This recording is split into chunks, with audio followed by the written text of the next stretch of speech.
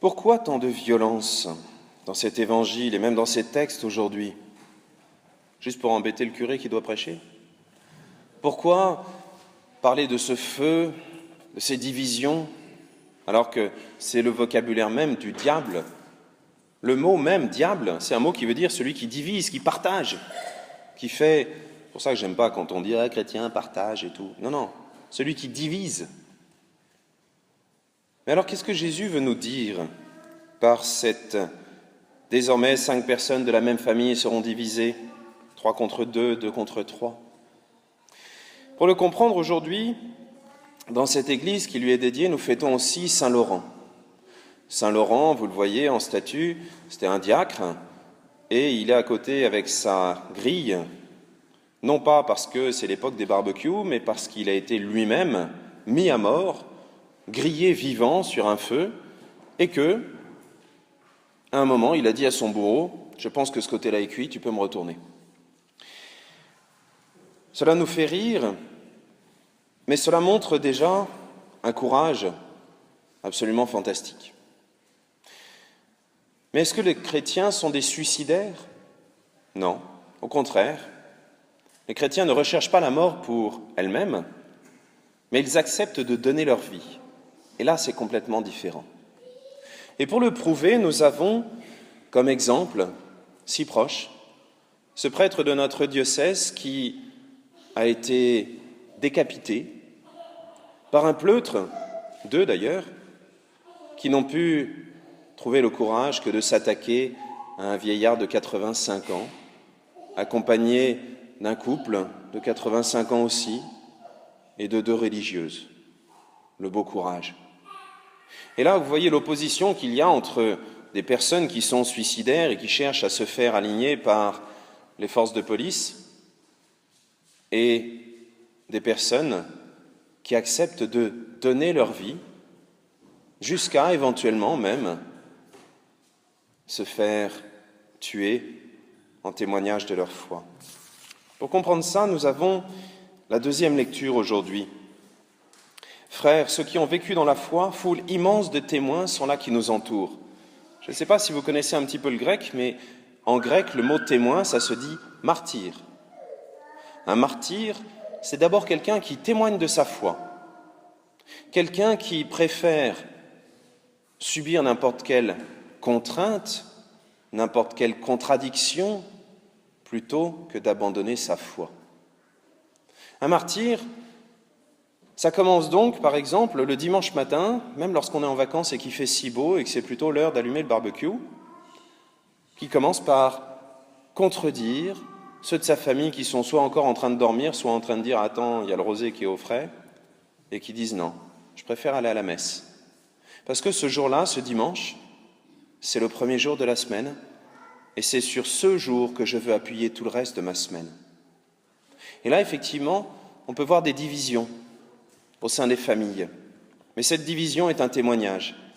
Et il faut mieux risquer de choquer ces faibles qui veulent rester dans leur lit, plutôt que de risquer d'abandonner sa foi et surtout d'abandonner la vie éternelle.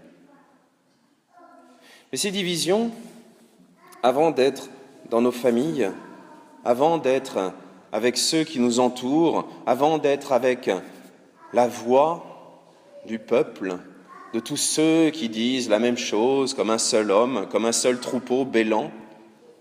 Cette division, elle passe d'abord au sein de notre cœur.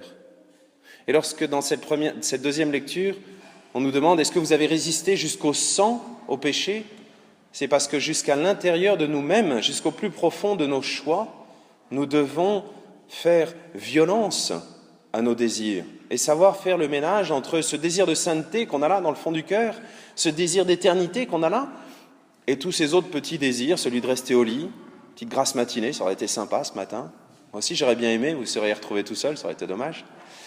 Et ce désir de sainteté que nous avons tous. Et ça passe par là, par ces petits désirs. Et c'est là que nous voyons la différence entre un témoin, celui qui a choisi à quoi, à qui il allait donner sa vie, et puis les autres, les non-choix, les défaitistes, les suicidaires nihilistes qui veulent emmener le monde dans leur suicide parce qu'ils sont tellement désespérés. Nous, aujourd'hui, nous avons choisi la vie. Oui, ça peut paraître bizarre de dire ça, en particulier avec Saint Laurent qui s'est fait massacrer, avec le Père Hamel qui a accepté de mourir, mais nous avons choisi la vie, parce que nous avons choisi la vie éternelle. Dans la première lecture, on voit un roi qui lui aussi semble si fragile. Il y a des personnes qui viennent le voir en disant « Ah, Jérémie, il n'est pas gentil avec nous ». Bon, on va le jeter dans une citerne et on va le laisser mourir de faim dans une citerne avec juste un fond de boue.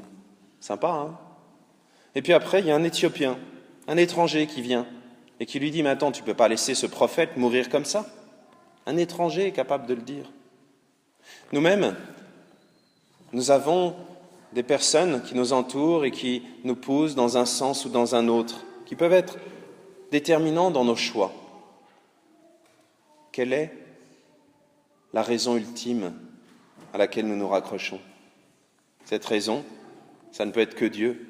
Pas simplement une majorité de voix à droite ou à gauche, non, la voix de Dieu lui-même. Et cette voix, elle parle au plus profond de notre cœur. Il faut l'écouter.